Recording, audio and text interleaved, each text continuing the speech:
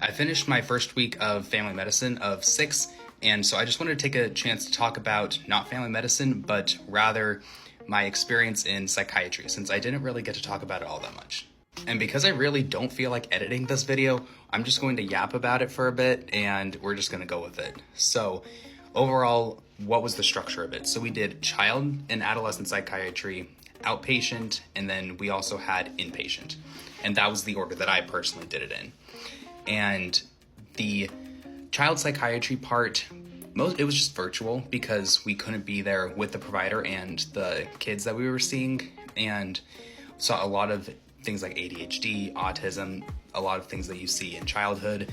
So it was a good experience. Dr. Mackey was really knowledgeable, and just getting to see how she interacts with the parents and the kids and their different issues that they're dealing with, I think was really cool to see. And my favorite part, hands down, had to have been the outpatient experience with Dr. Raffarin's clinic, and we worked primarily with Sarah. She was absolutely incredible. I saw so many different mental illnesses, and just seeing the way that she approaches them. She talks so masterfully with them and helping them navigate just a difficult life. And I think that the way that she was able to talk with everybody and make them feel heard was so cool. And I thoroughly enjoyed every second that we spent over there.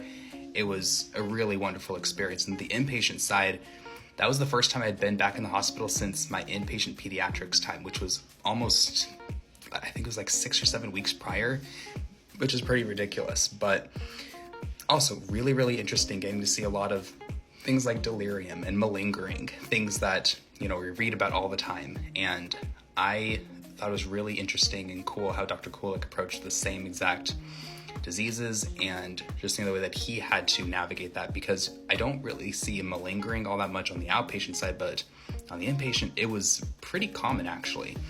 So overall, it was a really good experience. And of course we had lectures, and I know that I don't want to do psychiatry, but that doesn't change the fact that I still think that mental illness and the process behind it is incredibly fascinating. It's the reason why I loved psychology so much when I did it as my major in undergrad. But I know that just because I like learning about it doesn't necessarily mean that I want to practice it. So anyone who knows me knows that I love the brain and just how it changes, everything involved with it. But I don't personally want to be a provider for it. So that's my overall experience on the psychiatry rotation, and now I'm on the family med side. I will try to update you guys more on that because I know I really slacked on that during psych, but it's fine.